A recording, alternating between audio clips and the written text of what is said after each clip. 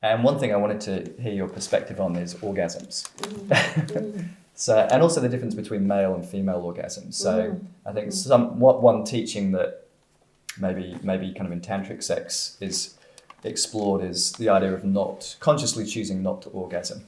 So one of the benefits as a guy of that is obviously you can have sex for a long period of time, which is a pretty amazing experience.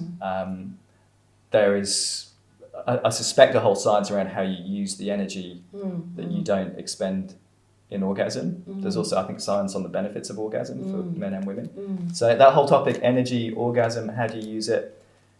Guidance, thoughts? Yes, all of it. All of it, any of it, and in various versions, in various moments. Right. Again, let's endeavour to keep things out of boxes. Absolutely, yeah. And that means welcoming that sometimes there's a space that is relevant. Ironically, there's the paradox, if we want to really be outside the box, we can welcome all of the boxes. Yeah. So, yes, there are differences between the masculine and feminine energies as well as male-female physiology. And, of course, one of the primary reasons, as you rightly outlined, for this teaching around the withholding of ejaculation of the male is to retain the life force, the energy, because physiologically for a man, he is expending an incredibly potent concentration of life force. And yes, there are, scientific, yogic practices men can do to learn how to harness and draw the semen, the concentrated life force back into the body as well to circulate that energy.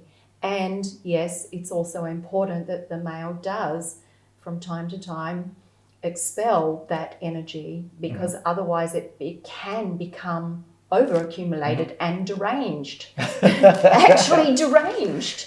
So hence why men can go a little bit mad if they don't have a sexual experience and a sexual outlet. Yeah. And I observed that in the Buddhist fraternity of renunciation. Wow, okay. It does not work. Yeah. Right. Largely. Deranged monks. Yeah, deranged monks and suppressed monks that really have all of this unchanneled, unharnessed sexual energy, saying, based on an ideology that you're going to renounce that, and it actually having been renounced are two totally different things. And given our makeup is sexual, I'm not sure that we really can truly, totally renounce or transcend that. Can we reach moments of satiation? Yes, absolutely, we can reach that. But will we ever totally transcend it and surpass it? Not as far as I can see in the dance of the cosmos. So how to meet all of those variants in our personal journey and in our differences as men and women, it's really important we do understand those differences as men and women, especially when in a long-term partnership, because otherwise it tends to perpetuate unrealistic expectations, unrealistic disappointments, and they generate conflict. So really being willing to explore completely transparently and openly what those sexual energies are to each individual is crucial. And where you are at in your journey also is crucial, because in one moment it's going to be relevant that you want to withhold and circulate that energy, and in another moment it's going to be totally relevant that you just want to explode into the whole universe. Be free! Yeah. Absolutely. So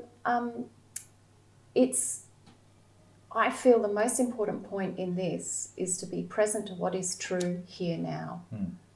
Not to project an idea that if you learn a certain thing that then that should be and must be applied ad infinitum from here on out, because that can become really obstructing. Yeah, that rings so true for me, I think. And it comes back to your core teaching as I perceive it generally, which is awareness, ultimately. Be fully conscious in the moment and trust in what emerges and be with what emerges, rather than bringing the mind's heritage and conditioning and thought process to seek things to be different to the way they actually are in that moment. So it's true for sex as for anything. Absolutely. Yeah. It applies to every moment and every experience. Universal law. It sure is.